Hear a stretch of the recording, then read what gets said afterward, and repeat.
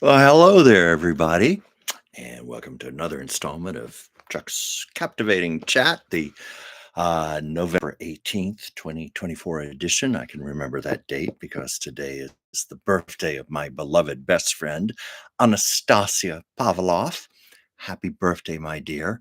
You've probably seen Anastasia a few times on this show. We have gotten together and oh, we get really bawdy and really crazy and very irreverent and serious and spiritual. We're all over the place. And sometimes I have her as a guest on the show so we can just basically be together and socialize, but do it in front of you guys. Probably one of the best times we ever had was the day of the Oscars this year because we thought, well, there's Joan Rivers isn't here anymore to do the red carpet commentary. So why don't we do it? So I had my big screen TV on here in the background, my big 65-inch TV with the Oscars, and I had it all set up. We had chairs in front of the TV, and we were going to sit and we were going to comment on the hopefully god awful couture and gowns people were going to wear. But for some reason, YouTube has this little feature that blocks out things like television screens. I looked in the monitor on my laptop and I saw it was completely blacked out behind us. I guess that has to do with copyright laws and that type of thing. So we had to quickly refigure our show. But we got pretty funny and pretty silly. But I think where we were actually better was the month later during the annual Met Gala, where they have a theme. And I think this year's theme was something to do with nature because there was a bunch of people wearing tree leaves and branches and seeds and flowers. So we had a plethora of material to work from. Oh, look at that. Was that styled with a weed whacker? Uh, was Miracle Grow part of that costume? We actually had some bawdier things to say than that. And maybe we got a little too outrageous because I did have some comments from people who were offended. That's never my intention, but sometimes when you're just being yourself, that happens. Hey, Ward, thanks for jumping on aboard here. What sounds like Mel Blanc getting inspired to improvise Jack Benny's jalopy. Oh yeah, I know that story. That was the yeah, it was on radio. I think it was in the happened like 1938, 39, and there was supposed to be this elaborate sound effect for Jack Benny's Maxwell car, which was a glorified jalopy. And whatever reason, it didn't work. The sound man couldn't produce the sound or whatever. I don't know if it was a recording or if he was going to do it live, but Mel Blanc just jumped in and started improvising all the wheezing and sounds of a car, and he was far more effective and far funnier. Yeah, and it was done on live radio. I've always been fascinated with old time radio, actually.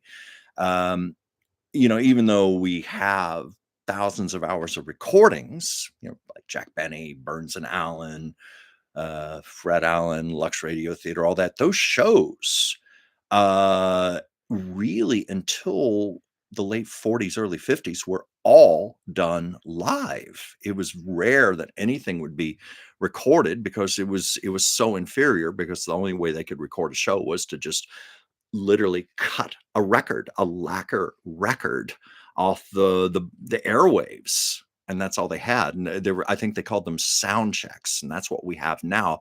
That's why we have a lot of those old time radio shows still in existence. But um, no, they were all done live. And I've often thought that old time radio, even more so than motion pictures of that era, come the closest we have to time travel.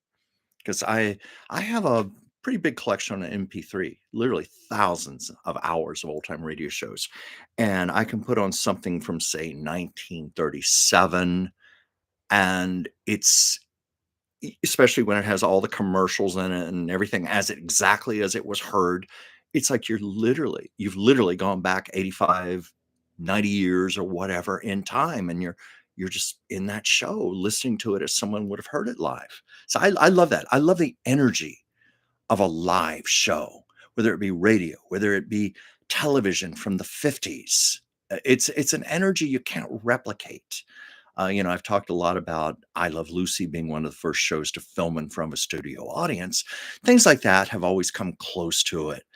But even then, they always had that safety net. If something went really, really wrong, they could stop the cameras and they could do a retake. Now, a show like I Love Lucy was pretty rare because that show was so meticulously rehearsed.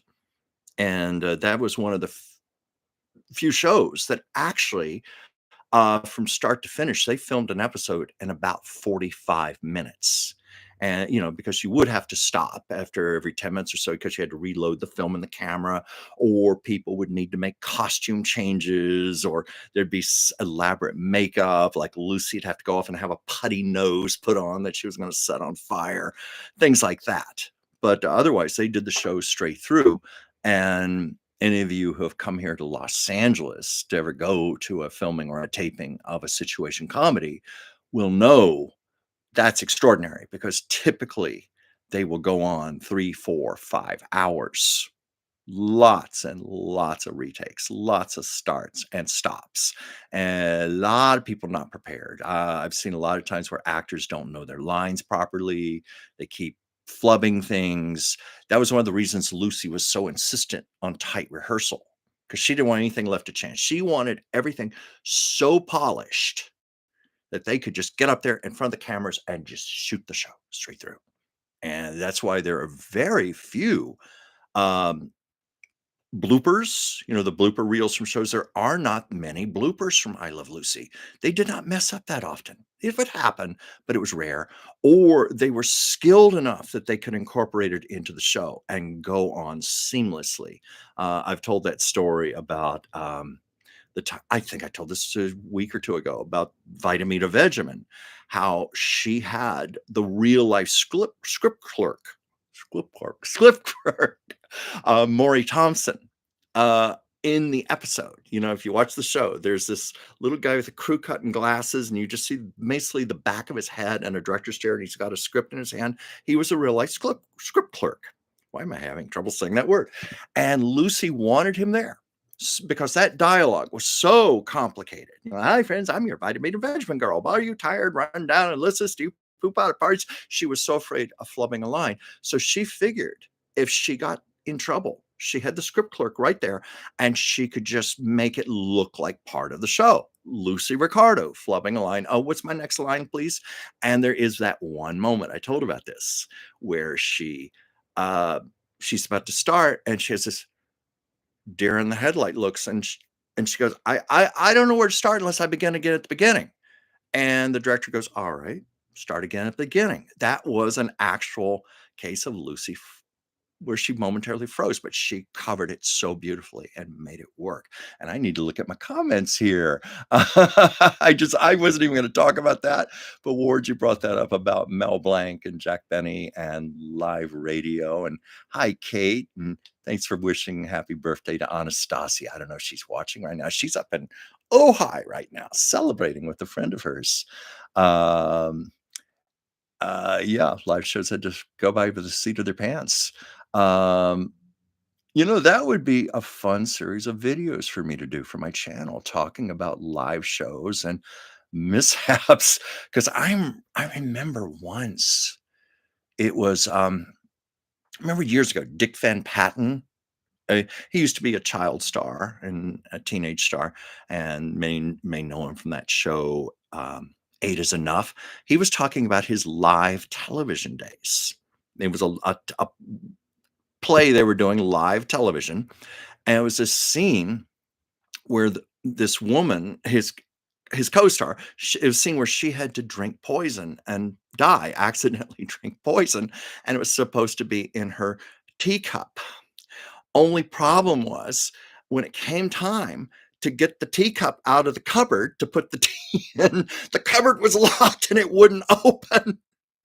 And she was frantically trying to get that open on live television, and she didn't know what to do. And so she had to ad lib.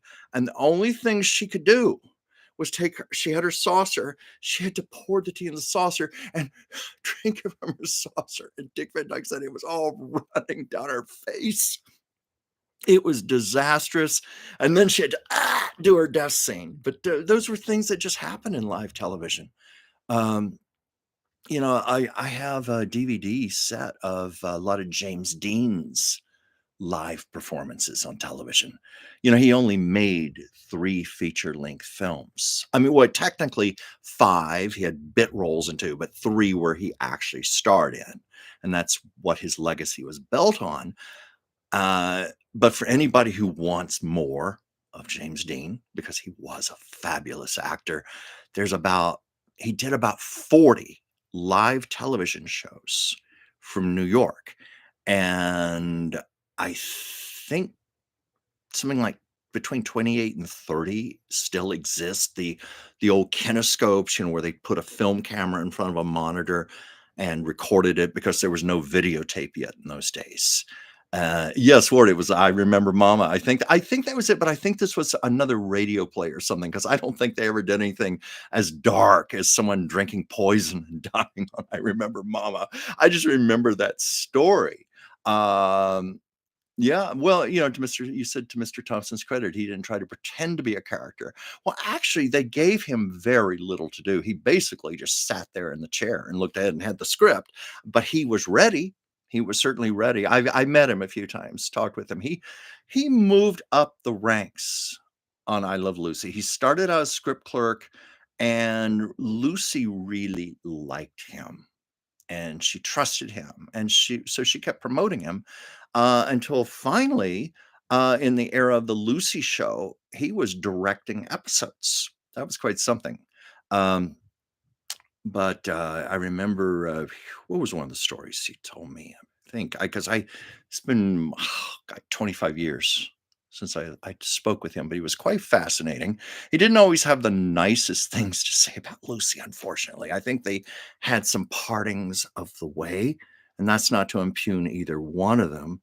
But oh yeah, there was a story where he got his first big promotion. Because keep in mind, Lucy did not like having to interrupt a show. She purposely insisted on tight rehearsals so they could just film it straight through without interruption. And when a flub would happen, she'd get quite angry about it. Well, anyway, they were just about to start the first scene in front of the audience, and Maury was standing there, and he saw that the hem of her skirt, I was back in the 50s, so wore those long skirts with the petticoats and everything. Her skirt was caught underneath the coffee table. She was sitting on the couch. He thought, oh my God. And she stands up. She's going to flip the whole coffee table over. The whole scene is going to be destroyed. And she's not going to like that. And he also was like scared. Oh God, do I speak up or not? Am I going to get in trouble for this? And finally, it was like 30 seconds before the director was going to call for action. And Maury said, stop, stop. And he ran out. And Lucy looked at him like, what are you doing? And he came, lifted the table, pulled her skirt out and fluffed it out for her and said, okay, now you're okay. And Maury worried that she was not going to be happy with him for doing that, for stopping the scene. But it was during the middle of the show when they were reloading the camera. She said, Maury, I want to see you in my dressing room after the show. He was worried. So anyway, after the filming, he knocked on her door and he came in. And she said, I want you to know I really appreciated what you did. I'm doubling your salary. And you just remember something. Keep your eye on the money and remember something. I am the money. That's what she said to him. And there was another time. This was the other story he told me. He said in the kitchen, there was this little canister or something, cooked flour canister or something. It was a jar, something like that he really liked. And Lucy said, oh, you like it so much? Here, take it. And Bill Asher, the director of the show, said, Lucy, you can't give him pieces of the set like that. You're going to ruin all the continuity. People are going to notice that's missing. And Lucy looked at Bill Asher, the director, and said, you know something? if that's what our audiences are gonna notice, then we're not doing our jobs too well now, are we? So that was a good point she made. So yeah, and but I was gonna say earlier when I was talking about live radio, live television, I don't know if any of you know this, but Bing Crosby was the reason for, at first, magnetic audio tape and later videotape. And he had, I think it had been invented in Germany. And when he was entertaining troops abroad during World War II and he was in Germany, he was shown this. I hope I'm okay to say it this way. It was basically a Nazi Germany invention, magnetic videotape and audio tape. And well, at the time, not videotape, audio tape. And Bing was so intrigued by this because he hated doing live radio, mainly because it was a scheduling thing. You know, he was someone who wanted to work focus on his movies or he wanted to play golf, what have you, and he was so intrigued with the idea of being able to record his shows and have it sound perfect, just like a live broadcast, and he could bank episodes and put them in the vault, and he could do, like, 5, 10 episodes ahead and have them on hand, and then he could take long periods off and not be bound to being in a studio each week. So that's where that came about. And then later, that was the reason for the development of videotape. And I think the first videotape show was around 1956, 57, hence the end of the kinescope. And I haven't been looking at all my comments here. You know, I've said this before. I need to find some kind of invention, like teleprompter where I can just have my dialogue going across the front of the screen here so I can just kind of look in here and talk to you and I can read my comments. No, I've got to pause and look over here. Let's see about wait, I think I did I hear about Nanette Fabre's near fatal concussion on the Sid Caesar hour. I think I've heard of that story. I think something happened. She had a mishap like that happened live on the air. Uh, Took a little blow there. I don't know. I maybe you could refresh me on that. Yeah. Oh, yeah. And that's so true. Or Lucy wanted to stay in the zone the whole time. That is so true. You know, that was one of the things that Mary Jane Croft told me. You know, Mary Jane Croft, who later played a character named Mary Jane on the Lucy Show, and Here's Lucy. And of course, on I Love Lucy, she was Betty Ramsey. And before she was Betty Ramsey, she was the woman on the plane. Remember when Lucy was trying to smuggle the 25-pound cheese home from Europe and had it disguised as a baby? And Mary Jane was sitting there with her real baby. And then, of course, Mary Jane played the haughty, rich Cynthia Harcourt.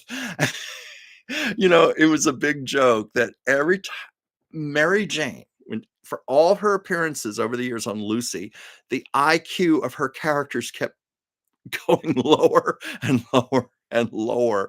But she was such a sweetheart. And she said to me, and I've heard this from other people also, it's well written about that Lucy during rehearsal was, especially the table read.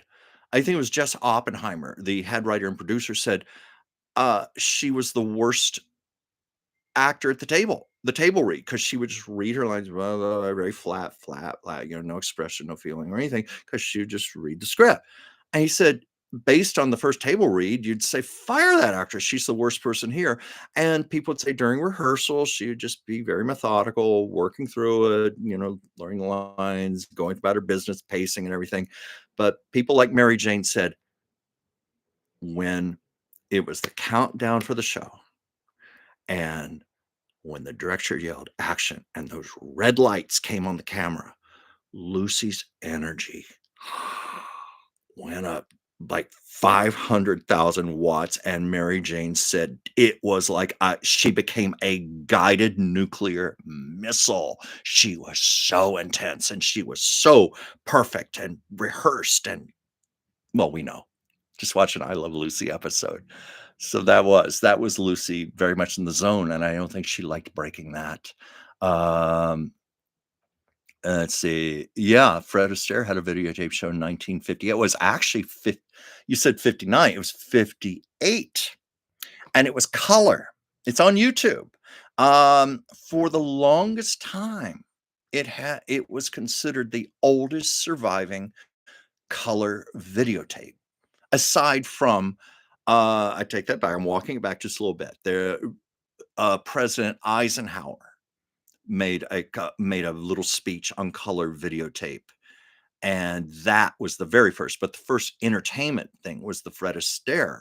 Not the first one, but the oldest known to survive was the Fred Astaire special in '58.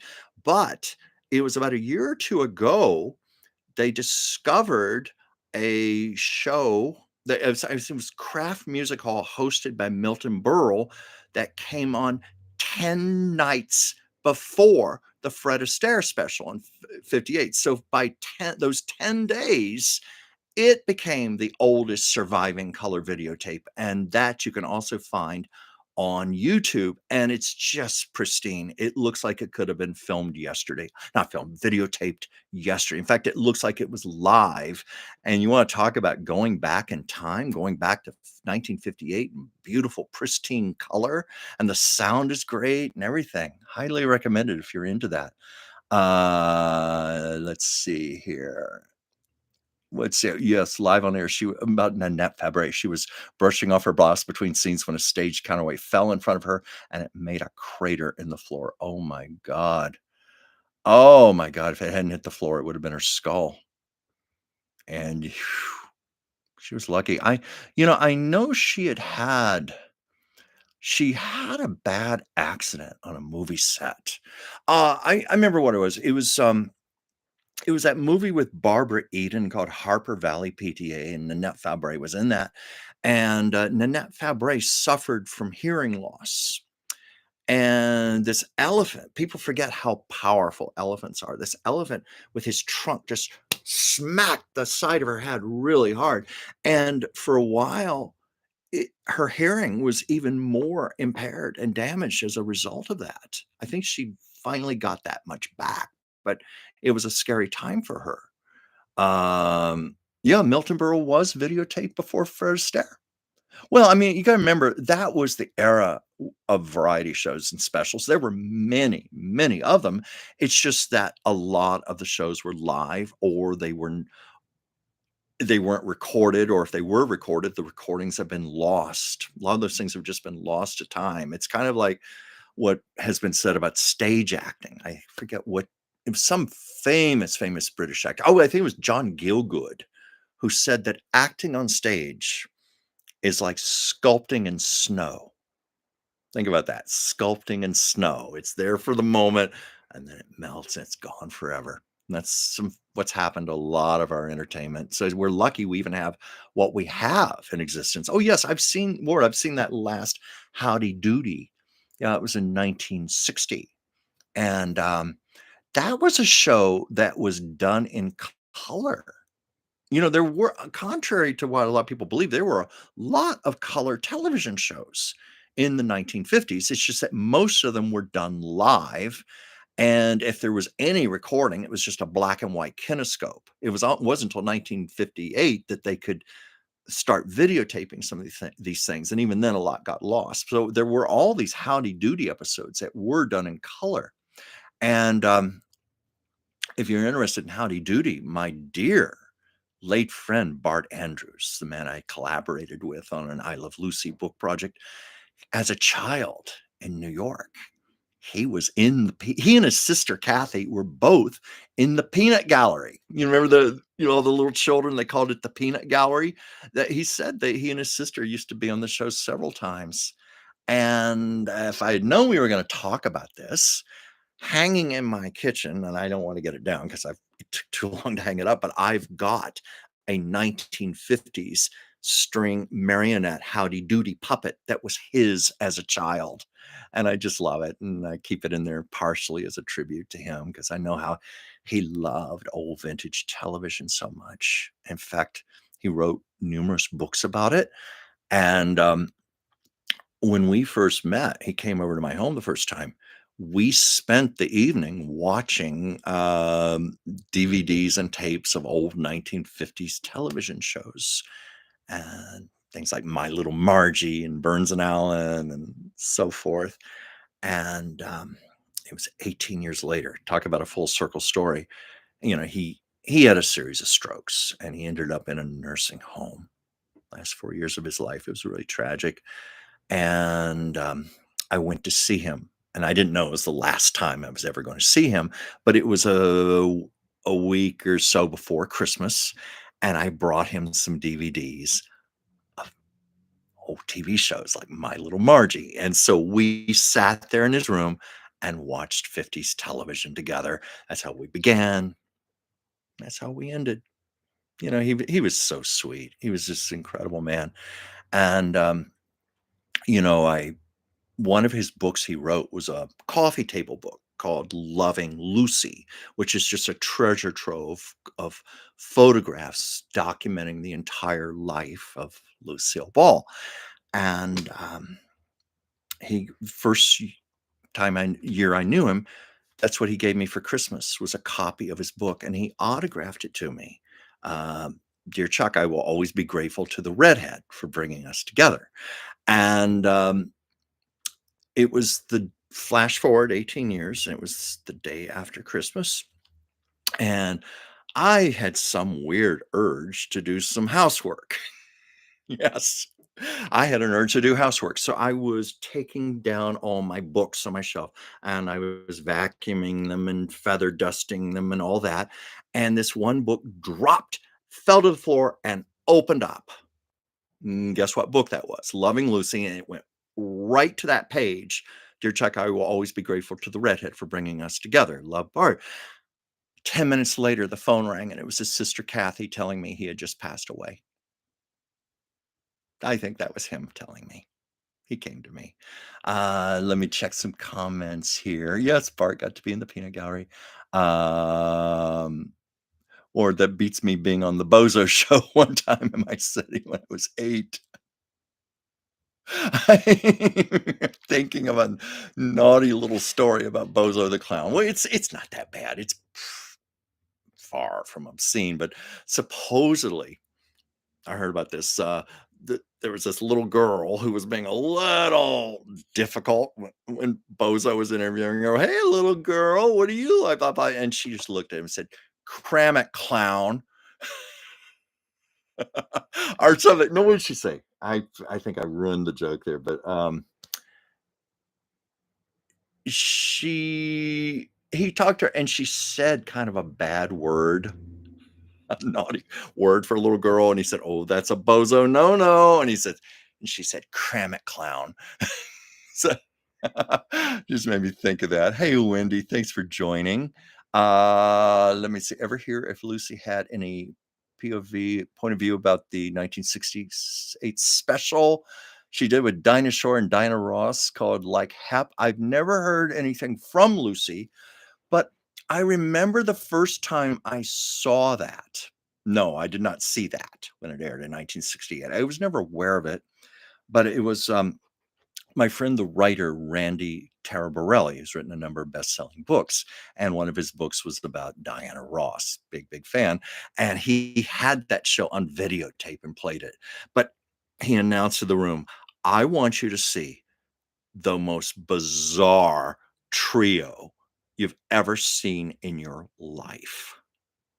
And I said, "Really?" And he showed us Lucille Ball, Diana Ross, and Dinah Shore. Yeah, that was pretty weird, but I gotta tell you, I got to top that.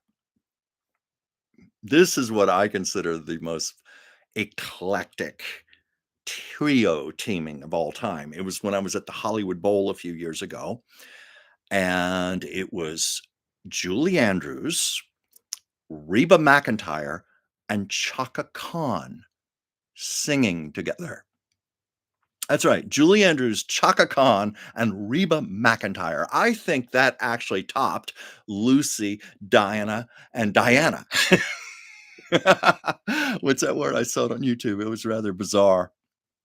Miss Ross looked like a Rio carnival dancer for a fantasy sequence. Yes, I'd have to say so. Um, I don't know. I don't know. It was just that variety era. I was gonna say I've started rediscovering my beloved Carol Burnett show, which was always one of my all-time favorites, but I haven't watched it for a long time. And to my delight, I discovered on Amazon Prime, there's a 24-hour Carol Burnett channel where they do nothing but show Carol Burnett shows 24/7.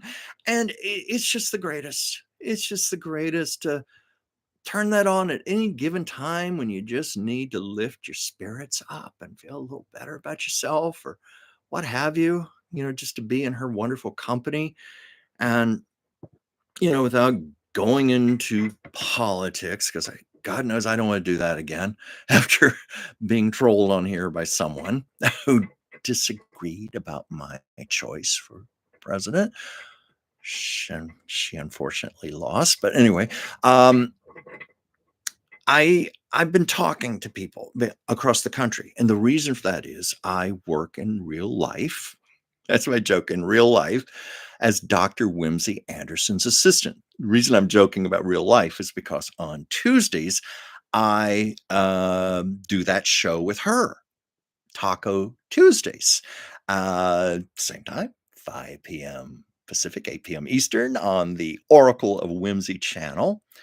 And anyway, I part of my job is to go through Whimsy's roster of clients. There's something like 1,700 names and numbers in there, and every day make about, roughly 30 phone calls. And so I speak to people in New York, South Dakota, Florida, Texas, and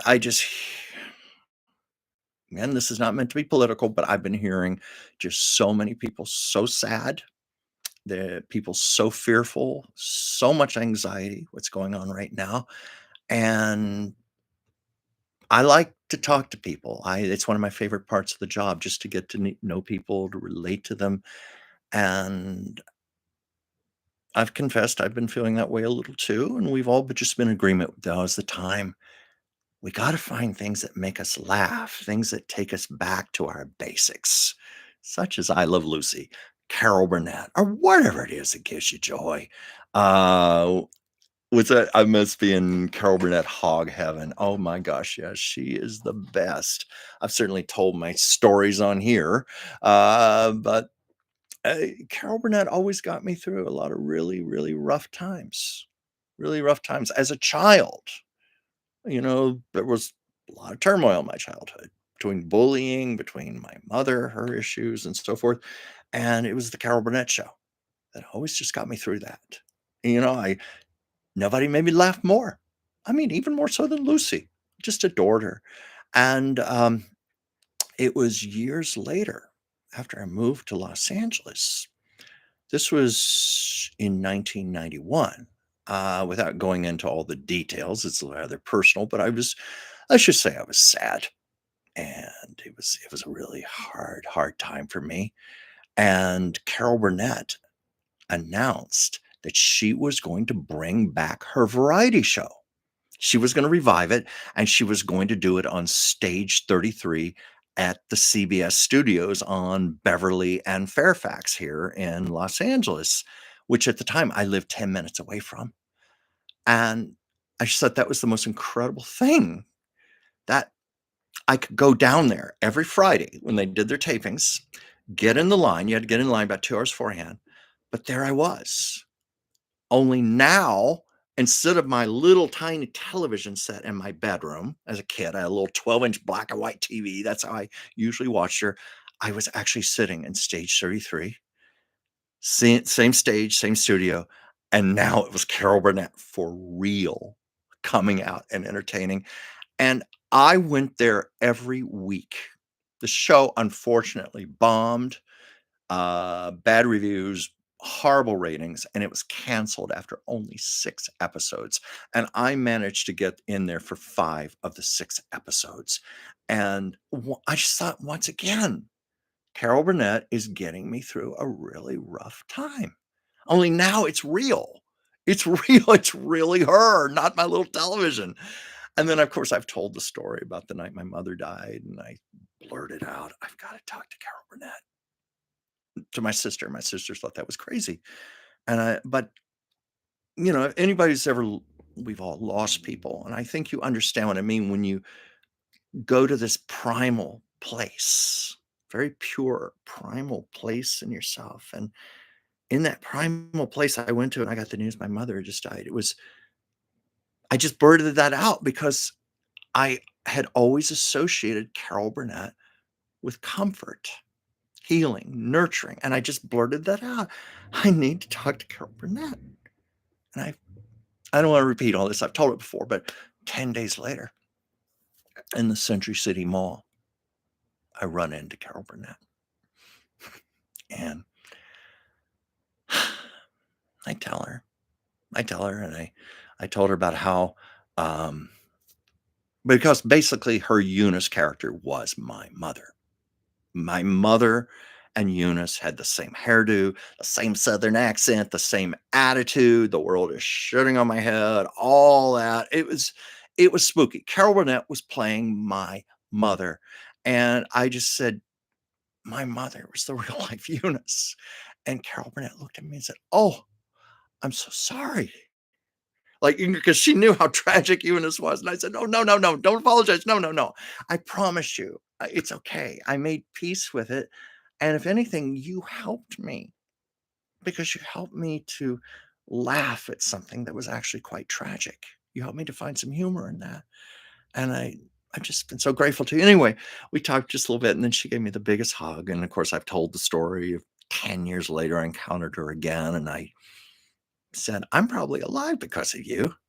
And she took my hands and held them, and she just very tenderly stroked my hands, and she started crying. And then she put her hand on her heart, and she said, "You have honored me. I want you to know this was my honor." I mean, it was like my little 12-year-old boy self had written that as a movie script.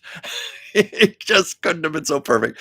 And I remember going out to my car in the parking deck, and I couldn't drive for almost 30 minutes. I was just shell-shocked, sitting there just shell-shocked. Like, did that really just happen? Let's see. Let me look at some comments here. I heard a story the other day about Lucy getting dental work, then going back to the studio and picking up Morse code on her teeth. They said they found a secret underground Japanese spy operation. True. Oh, yeah, that's very true. I've told that many times on here. I've made video of it. It's absolutely a true story. Lucy told it several times on talk shows because she used to. This was when she and Desi lived in Chatsworth. And she would have to drive over Mulholland, Coldwater Canyon, go over Mulholland Drive on the way to Culver City in MGM. And it was on Mulholland, she started hearing the tapping on her teeth, Morse code, and she would notice this repeatedly. It was happening several times, and it was only I don't know who she talked to. It was somebody at the studio apparently who had government connections and knew what was going on and said, "Yeah, you were picking up on signals from a Japanese sub, a spy sub out in the Pacific." Because she had fillings in her teeth, and they were picking up on it. And somehow the word got out because soon afterwards there was an Ethel Merman musical on Broadway called Something for the Boys, and they wrote that into the show where Ethel Merman was picking up on Morse code on the fillings in her teeth. And of course, we know they also used that plot, I think, on Gilligan's Island once. But yes, it's Wendy, it's hard to call you Ward. Wendy, it's a completely true story, as improbable as it sounds. And in fact, it's something I'm almost surprised they didn't use on I Love Lucy. Maybe they thought people wouldn't believe it. It was too improbable even for Lucy. Um, let's see. Comments here. But how did they miss that Japanese gardener? Oh, do you mean that time Lucy? Oh, it was so politically incorrect. You could not do this today. but Lucy was play it was, you've seen that stereotype Japanese man, Mickey Rooney played in Breakfast at Tiffany's that has since been just torn apart as being so offensively racist. The big buck teeth, the squinty little eyes, and the glasses. Well, Lucy was basically doing a character like that. She was playing a Japanese gardener with a can of insecticide on her back, going around spraying with her big glasses and her squinty little eyes and everything. Oh, you could never get away with that today. Never. Yeah, too political even for Lucy. But what was I going to say? Oh yeah, I was going to, I never, let's say, I thought the radio station was from a Japanese gardener. Oh, no, no, no, no. I thought when you said Japanese gardener, I thought you meant the time Lucy played a Japanese gardener, which she did on the Lucy show. No, that signal was coming from a Japanese spy sub. That was confirmed. But anyway, I never know. I have an idea what I'm going to talk about on a show, but then the comments usually take this in another direction. But I had a piece of my artwork here. I was doing some cleaning the other day, and I have so many of my paintings just packed away in boxes. And sometimes I forget about them. This is one I painted back during the pandemic. Trying to angle this so you can see it okay. It was before the pandemic. I was working a full-time job and I rarely had time to do artwork. And so I had a big list of subjects I'd always wanted to do. And this was one I wanted to do of elderly Lucy watching herself on television, watching I Love Lucy and being very sentimental. And oh, hi, Joyce. Thank you for joining. And so, anyway, it was on Facebook. Somebody had an old videotape of Lucy when she was appearing on Good Morning America in the early 80s.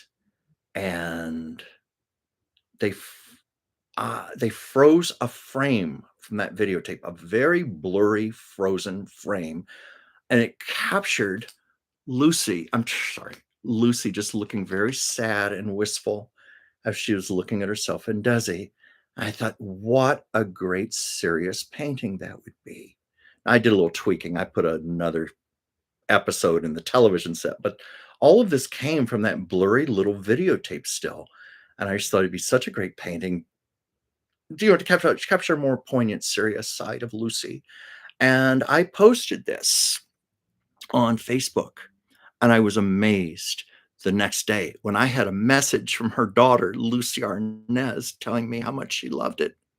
And it touched her deeply. So that in turn, I'm going to put this down now. That in turn touched me very much. That was like an ultimate compliment to be told that by her daughter, that I had moved her with my painting.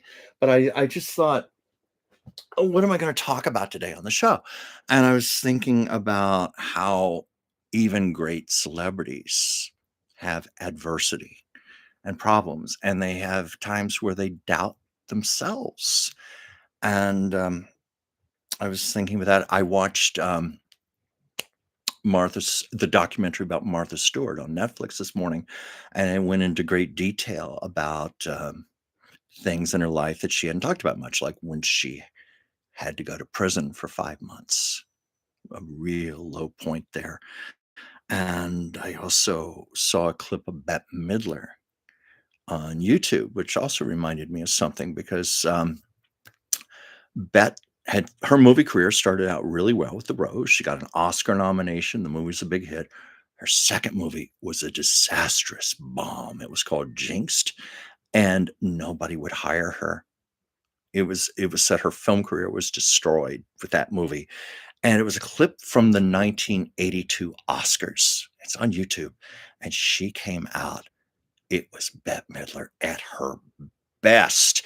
And she just did this incredible comedy routine and slayed the room.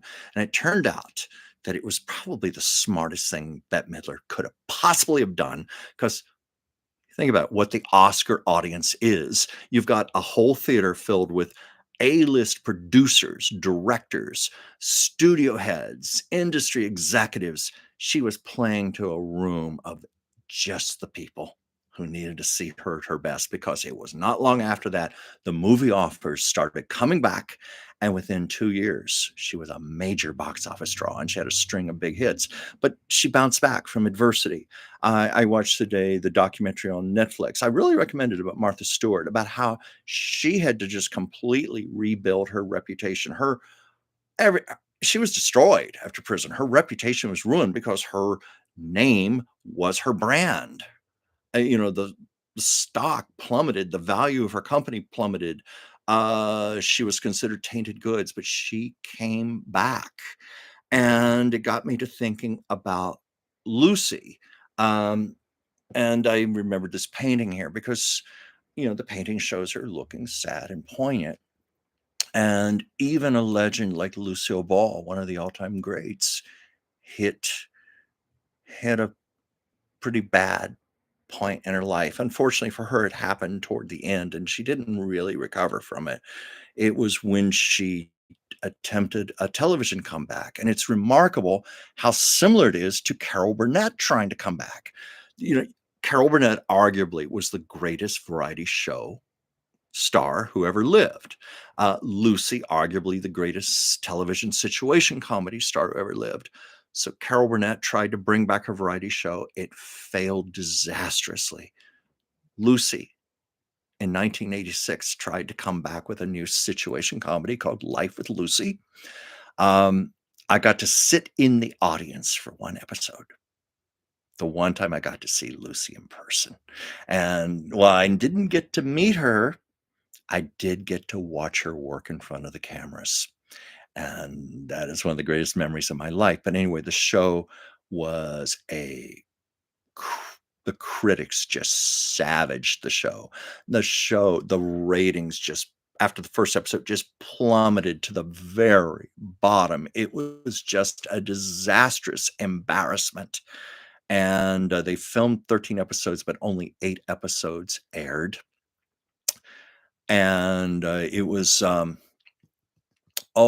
show Perfect. You may remember a show in the 80s called Perfect Strangers. Um, Bronson Pinchot, and I forgot who the other guy was he co-starred with. Anyway, they were both Lucille Ball fans, and they asked if they could come to the set and meet Lucy because they heard that Lucy loved their show. And Bronson Pinchot told the story on YouTube. He said Lucy was very sad because she knew the show had been canceled, and she said, "They think I don't know. I know. They're just not telling me." And she was praising the 2 of them, and she took Bronson's arm and she said, "You know what? They don't want me anymore, but they still want you. But they don't want me anymore." And I used to know one of her best friends at the time. He used to go to her house and play backgammon with her every day. And he told me how very, very depressed Lucy was. And it was one day he was there, and her friend Ann Southern called on the phone and wanted to do a TV movie with Lucy. And Lucy said, "Ann, people don't want to see us anymore. Nobody cares about us anymore. Nobody wants to see us anymore." And it was around that time her health started failing. She started experiencing serious heart trouble. She started having strokes. I think she just started giving up on life when she felt that she did not have her arena of comedy to go to anymore. Lucy had probably always had that security, that sense of security. She could have come back to it anytime she wanted. Well, she wanted to come back, and the public rejected her, and she never got over that. She made a few game show appearances, like Password and stuff like that, and I think she did a little bit on a Bob Hope special, but she never worked again. She had she was afraid to work again. She didn't think anyone wanted her anymore. And my friend, who was her friend, said that she just became so clinically depressed, and nobody could get her out of it. All she wanted to do was just kinda hide out in her home, become something of a recluse, and play backgammon and board games. And on top of that, Desi Arnaz was dying of cancer, and that was hitting her very hard.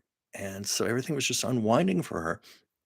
And one of the saddest things I ever um, experienced, and this wasn't too ethical of my friend, but he did it. Back in the days of answering machines, you had the audio cassette, and if you didn't turn it off, it would keep recording the call. He recorded all of his phone conversations with Lucy. Well, I know, not ethical, invading her privacy, but there was that little selfish part of me of, thank God you did. Let me listen to them. And he was so gracious. And I got to listen to several hours of Lucy as she was in real life, not the Lucy who dolled herself up and everything and turned up her energy for when she'd do Johnny Carson or something like that, or Merv Griffin. No, I heard the real Lucy, and she was a very sad woman that came across, and she had a very deep voice, real life, to where you would have thought she was a man. She sounded like a man on those audio conversations. Uh, but it was so sad. I remember one of the phone conversations began with, "Jim, I've made my bed, I've had my breakfast, and I have nothing to do until you get here. Please hurry." And it was like that. It's just so sad. And what was ironic, there was a Gallup poll taken around that time of who were the most beloved women in the world. Number one was Mother Teresa. Number two was Princess Diana. Number three was Lucille Ball. So you have someone here who was literally one of the most loved human beings on the planet Earth. And she didn't think she was loved. She didn't think she was wanted anymore. And she just stayed in her home playing backgammon, basically waiting to die. And yet there was all this love out there for her. But I think she once addressed that, and she said, "They don't love me. They love Lucy Ricardo. That's who they love. Not me, not me." And there was another time, because she was very aware of the adulation. She was very aware that she was loved, and she never took that for granted. She was deeply appreciative of it. But there was a story once she was on an airplane, and this was told by a friend of hers. I forget who it was. They were sitting together, and they were flying over a city at night. I don't know what city it was, but you could see all these lights below the city. And Lucy turned to her friend and said, I read somewhere that 99% of the people in this world know who I am. And I'm looking out the window, I'm looking at all those little lights out there, all those little houses and things. All those people know who I am. Isn't that incredible? And she said it was almost like a sense of wonder. Yeah. So she knew it, but same time, I think she believed that the love was not for her herself. Though there was so much love when she was in Cedars-Sinai, and I remember this because I was living here at the time. I was living not far from Cedars-Sinai Hospital, and she was up on the 7th floor. She had had a heart attack, and they had to do a partial heart transplant on her, like the upper portion of the heart and the aorta. And the time there was the Hard Rock Cafe at the Beverly Center across from Cedars, and they put up this huge banner where she would see it on the 7th floor. "We love you, Lucy." And Cedars-Sinai said they had never seen such an outpouring of love. They were like flower deliveries from all over the world, telegrams, cards, letters. It was like mountains of things flooding the hospital. They couldn't even handle it. They had to it was all for Lucy, and I think Lucy said, "Oh, please distribute it amongst the people in the hospital or something," but so she had to have known before she died how much she was loved. I like to think that when she left this world, she knew that, and I need to look at my comments here. Oh, hey, Pam, I'm glad you're here. Hi. Joyce, it was about the last conversation on the phone with Desi was about to pass. Yeah, I've told that story so many times, but yeah, I may have told it even a week or two ago. I lose track how many things I talk about on here, but it was the story of when Desi was near the end and Lucy Arnaz was taking care of him and he was going in and out of consciousness. And she called her mother and said, "Mom, he's conscious right now. I don't think it's going to be much longer. You have anything you want to say to him? You better say it now." And Lucy's, "Oh, all right, all right." Lucy Arnaz could hear on the other end of the phone, Lucy's distinctive deep voice. And she held the phone to Desi's ear. And Lucy Arnaz said, "My mother was just going, I love you. I love you, Desi. I love you. I love you. I love you." And Desi's very last words were, "I love you too, sweetheart." And then he closed his eyes and he went into a coma and died 2 days later. Last person he ever spoke to, last voice he ever heard was Lucy. And it was pointed out later, it was November 30th, the what would have been the 46th anniversary of their marriage. How's that for a moving ending? Yeah, that's the story, Joyce. I know I've told it enough times, but it's just so amazing. Um, and I'm glad Lucy Arnaz told it on a documentary because it's one of those stories that almost sounds improbable, a little too good to be true, but I it was the documentary that Amy Poehler made, and it's there. It's there. I think they still had that on Amazon Prime. Lucy Arnaz tells the story, and very matter of fact, that's exactly what happened. Yeah, Ward, I remember where I was too. Lucy died. There was a thing here in LA later in the day. I think it was in the evening rush hour. Some radio show host said, "I want all of you to dim your car lights in honor of Lucy." And all of a sudden, most of the lights in the freeway went off for a moment and then came back on. It wouldn't have been safe to have kept them off a long time, but they all went off for a moment. People were listening to that show and did that. Um, yeah, and of course, yeah, they show that in the documentary also. When Lucy was being honored by the Kennedy Center, um, 5 days after Desi's death. And this is when Lucy was really, really in a low place. Her show, I mean, in the same month, her show was canceled. Her show was a disaster. It was canceled. And then Desi died. Those were two blows that Lucille Ball never, ever recovered from because that was when her heart started failing. She started having the strokes, and she herself was gone like 2.5 years later. But that Kennedy Center honor is so beautiful because Desi, of course, wanted to be there, but he was too ill. Of course, at that point, he was dead, which really makes it hard to appear. But he wrote a beautiful tribute to Lucy. And he said that Vivian, Bill, and I were just props. Lucy was the whole show. We were damn good props, but Lucy was the show. She was everything. It was just such a tribute. And you watch that and watch Lucy fighting back tears. And, and because she was such a humble woman, she was genuinely surprised when the whole audience stood up for her. She was like, "For me, you're standing for me." That was the beauty of Lucy. She had this every woman quality about her. She didn't have a lot of ego. Oh, yeah, she had ego, star ego. She was all Leo for goodness sakes, but she was surprisingly down to earth and very humble about things like that. And she never took for granted the love of her audiences.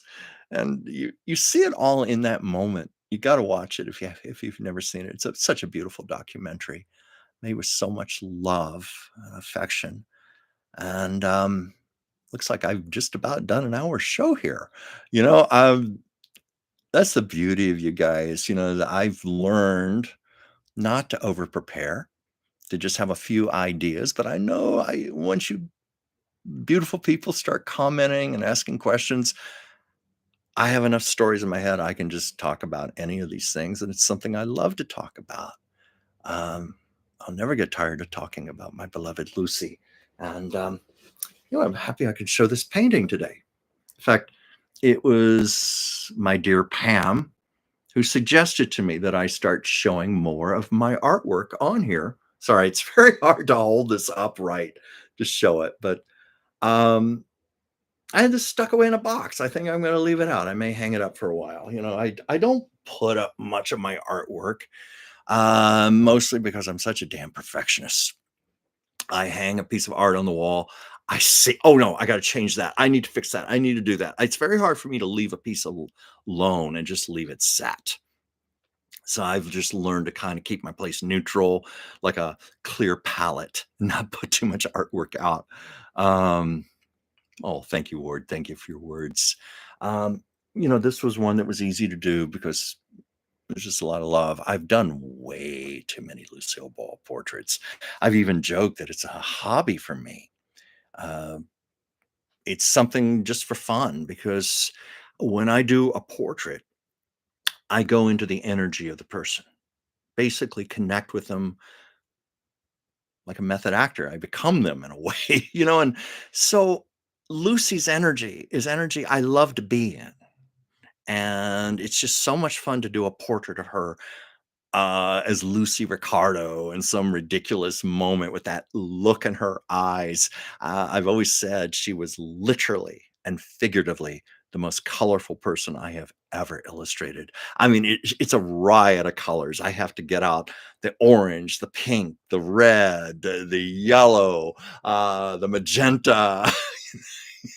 I use so many colors and I do Lucy just to capture the hair, that wondrous henna red, those big blue eyes, that big red mouth. She's just a delight. Um, so yeah. Well, before I yes, those big blue eyes. I always think of that with the Apache dancer. Madame Ricardo, I look into your big blue eyes. Ugh. Well, I always swore I always felt safe as a kid watching Lucy go through all of her stunts. Yeah. Well, that was it. Vicariously, it was like Lucy took us by the hands and said, "It's okay. You're safe. It's okay. Let's be little kids together. Let's get into mischief. Let's get in the sandbox and play." She gave you permission to do that. And I think that's the energy on that show is so pure and it's so heartfelt. 73 years later, these old black and white films, the energy just dances and leaps off of those film strips. It's so alive. That show has a soul. And let's never forget, I Love Lucy was literally based in love. The whole reason for that show was because Lucy and Desi wanted to save their marriage and they wanted to have children and they wanted to have a project where they could live together in the same city where Desi wasn't on the road and Lucy was making movies where they could work together. And so that was the whole basis of I Love Lucy. Lucy herself said, "I thought the show would last a year, and then we have some home movies to show our kids." Little did she know they were going to be taking those home movies and selling them back to CBS for $5 million. And of course, to Lucy Arnaz's chagrin, they should have held on to those because they'd now be worth something like $1 billion. But what's done is done. Yeah. Oh, or yeah, you pointed that out. They both wanted to keep their families safe and comfortable. That's true because Lucy supported her mother and Desi supported his mother. Joyce, when I was a kid, I Love Lucy came on at 9 a.m. and my mother and I would watch it together. Yeah, that was when it was in syndication after it was on the air. It used to be on 9 p.m. Monday nights. That was time slot for forever for that show. Even when she did the Lucy show and Here's Lucy, she kept that time slot. But for myself, it used to come on uh, my home area came on 4 p.m. So I would always come home from school and my mother would make me a hamburger and bring me a Coke and we would sit together and watch I Love Lucy. So those are nice memories right there. Great bonding experience, and um, I think many people have stories like that. Hi, Diane. Well, I've been on here for a little over an hour, so I should wind this down. But does anybody have a question or a comment before I go? Anything you'd like me to bring up? Otherwise, I will call this a day for right now. Oh, and Pam, I know I've wished you a happy birthday, and you probably don't want me to say the number, but I hope your birthday was incredible. I can't wait to see the pictures and the videos and see you in your red shoes at your big blowout dance party you had for your big, if it's okay to say this, your milestone birthday. And of course, Anastasia is having her birthday today. I'm surrounded by Scorpio women, which is great because I'm a Cancer. So we get along just fine. Oh my God, we can be outrageous together. Uh, Pam, okay, so it is okay to say the number 50. I'm 50. I'm 50. Pam made this wonderful video invitation where she used Molly Shannon doing that character from SNL. I'm 50. I'm 50. And I was telling Pam this when I was in the health industry working in West Hollywood. Molly Shannon was one of my clients. And what a sweetheart. Little nutty, little peculiar, a little nutty, but I say that in the best sense of the word, not in the bad way, in the good way. And it's just so sweet. And she was so much like an innocent little girl in so many ways. And I remember one time, her age is public records. I can say this, but she actually said to me, well, I'm 54 now. And I thought, you just said, I'm 50. I told her that and she goes, yeah, I'm 50. I'm 50. And I so wish I were still working there right now just for the sole reason because I would have gotten her to make a video for Pam and she would have done it. Hey, Pam, I'm 50. You're 50. She would have done that. I did that once for my sister. She's a big fan of Dancing with the Stars and loves Derek Hoff. Well, Derek Hoff would come in about every day. Yes, very, very sweet guy. I used to talk to him all the time. I loved him. And I got him to make a surprise video for my sister for her one of her big birthdays. And I just discreetly sent it to her and she called me back. Derek Hoff wished me happy birthday. I said, yeah, yeah. That's one of the perks of living in Hollywood. So anyway, Pam, just know she would have done that for you if it were possible. But yeah, Pam, I can't wait to hear all the details. You have to let me know. I hope you had a great, great birthday. And anyway, I'm going to say goodbye. Sometimes Joyce, you're a wonderful Taurus, a wonderful, beautiful Taurus. I'm going to I always say I'm going to say goodbye, and then it takes a few minutes to wind down here because comments come in. But if there's anything else you'd like me to address or ask me, please do so. Otherwise, I'm going to sign out because I'm going to work on some projects here, get back to some of my own artwork, and I'm doing some cleaning and organizing right now because it needs badly to be done. I've kind of joked at my home. There's some areas I need to put up yellow hazard tapes. I've got to get back to my projects here. This camera angle hides a multitude of sins. If I were to flip this around, you'd be like, ah! But I want to thank you all for joining. It means a lot to me. And, all of you who've joined me live.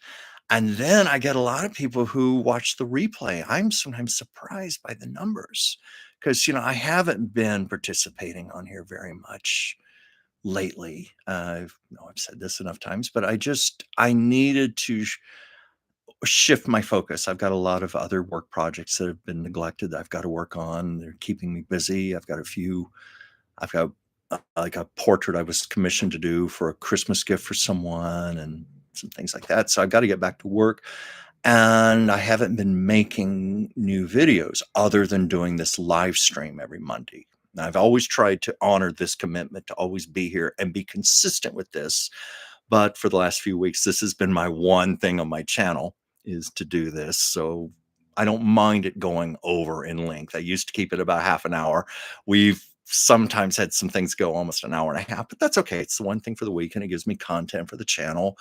Hopefully I'm holding on to people until I can get back to making some videos again. But I have a whole archive on there, about 700. So it's not like there's nothing to watch.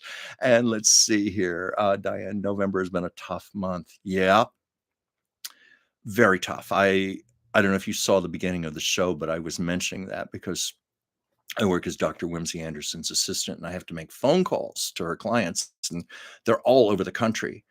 And I can assure you, you are far from being alone. I consistently, for the last week and a half, I've been hearing people telling me how sad they are, how much fear they're in right now, anxiety. Um, we got to see how this is going to play out. But Diane, let's just hold on to our love. Let's stick together. Let's find things that make us laugh. Like I said earlier in the show, for me, it's lots of Carol Burnett and I Love Lucy. It's whatever it takes to keep us in a sense of joy. Joyce, I like your new hour format. It's an accidental hour format. I honestly did not plan on this, but it's to the credit of all of you. You keep giving me topics and things to talk about and questions, and I really like doing this. I look forward to this. Earlier today, I was thinking, I can't wait until 5 o'clock comes around to get on here and do this. It's like a big Zoom call, and I just like to see what directions it's going to take when I don't even know myself. Let's see. Yes, Diane. Yes, I have called you. You're one. I have spoken to so many beautiful people out there, Whimsy's clients, but just beautiful, like-minded people. And I've gotten to know a lot of you. And it truly is a privilege and it's an honor. Um, I had a woman today I spoke to, probably, I stayed on the phone longer than maybe I should have, but I always sense when a person needs to talk, and Whimsy's always given me free rein to do that. And she wanted to Whimsy is, of course, a wonderful naturopathic doctor, and she's also uh, an intuitive, specializing in heart-centered remote viewing, tarot readings. And the woman I spoke to was concerned. She had seen Whimsy and resonated with her, but she said, "I have to tell you, I'm a devout Christian, and I just don't know. I worry that this is a sin to do this." And I said, "Ma'am, you want my opinion? What Whimsy does is a gift from God. Now, how could that ever be a sin? Something that is a gift from God." And she said, "I agree with you. That's what I feel from Whimsy." And so it's very rewarding to me when I get to have conversations like that. And just sometimes people just need to express things. And I'm always honored when people open up to me. Um, yeah, Ward, we'll get through it. Have faith. And let's see. Yeah, Joyce, I've been in a really rough state these past couple of weeks. Feel like I need a good cry. Yeah, you should have seen me the day after the election. I know just how you feel. This was a year okay, I'm trying to stay away from politics, but it's no secret. I put my heart and soul into this election. First time in my life, I did a number of hours of volunteer work. And you saw the portrait that I did of Kamala Harris, which I donated to raise funds for her campaign. I put a lot of myself into it. I put my heart and my soul into this because I so believed in her. And I really thought she was going to win. A lot of us did. And so it was unsettling. Um, Joyce, it may be time to rewatch Steel Magnolias or something. That's what I've been saying to people, just whatever it takes. You get out a movie you love, get out a TV show. Or some people, it's making art, it's reading, it's writing, but find what takes you to your heart center and takes you to your joy. Um, oh, Joyce, I keep saying I need to give you a phone call. I promise you, I want to talk to you. There's so much I want to catch up with you. I think about you a lot. I thank you for being here, and be also just curious, see how some things look astrologically. For you know, but yeah, Joyce, it was deja vu. For me, it felt like the night of 2016 all over again. Um, we're gonna see how this plays out. We're gonna. I think as long as we're together, we're gonna be okay. And I don't say that lightly. I know that sounds a little cliche, but yeah, I believe in our energy collectively together is going to very much carry us through this. Oh, Joyce, yeah, we'll talk when the time is right. I know that. I just please know I think about you a lot. I always worry you'll think I forgot you or something. No, I haven't, I promise. So anyway, does anybody else have a final comment or question or anything? I think I said 10 minutes ago I was going to sign out, but it's okay. Diane, I worked for political appointees, and his last administration was the most difficult of my 41 years working. Yes. Here in Los Angeles, um, when I was working in West Hollywood and I was in the business, I used to talk to a lot of people who had known him or worked for him in some capacity or knew someone who had, and I heard nothing but really, really bad stories. Really bad stories.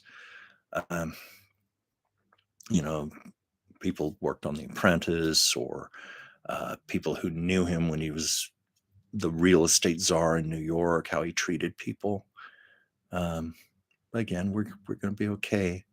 Joyce, I've been like the hermit card. Yeah, I tend to be that way all the time. I have a tendency to be a loner. I love people dearly, but my nature is to be to myself a lot. I tend to be a homebody. I'm a typical Cancer. I love being home, and sometimes I have to just force myself to get out and be with people and talk with people, and you know. Let's see. And as Pam pointed out, and if we're lost, we are lost together. Well, we're going through this together, but I believe that we're healing together also, and we're going to really need each other because we're only 10 days into this. Just wait until it actually starts in January. I think that's when it's really going to be the ride, the roller coaster ride. Oh my God. Before I close, I always, when I start a show, I always think, what am I going to talk about today? And on the local news before I came on, they were doing a live story about, there's a famous amusement park here called Knott's Berry Farm. And there was this ride, one of these spinning rides. It stopped in midair with all of these people stuck. Some, like, I think, were hanging upside down, that type of thing. It took over 2 hours to get them down. Now, that would be my idea of a nightmare. I do not like amusement park rides to begin with. So to be suspended in air like that and stuck for 2 hours. I was cringing while I was watching it on television. They were showing it live. Um, but anyway, I'm in the safety of my home. I'm not on an amusement park ride or anything. But I was just thinking, this administration is probably going to feel a lot like that. Only it's probably going to be moving too. So, if it's all right, I'm going to sign out now. Since what's this? Wait, where am I located? Oh, Ward. Oh, okay. Joyce was asking where he's located. Maybe he doesn't want to say. I don't blame him. I don't fault anyone who wants to keep their privacy on a public forum like this. It's very discouraging. discretionary. Um, you know, but anyway, now I Ward, southeast, and I'm keeping it vague with some clues here and there. Okay. Hey, Ward, well, making it a game for us. We'll have to guess. Give us some more clues, maybe on subsequent shows. But I'm going to say good night for now. I I truly love you, and I thank you for your loyalty and joining me and being here and supporting me. And we got a good show tomorrow, Dr. Whimsy. I usually don't do a plug like this, but we do a interview with a book author once a month. And tomorrow we're doing Diane Wing's book, The True Nature of Energy.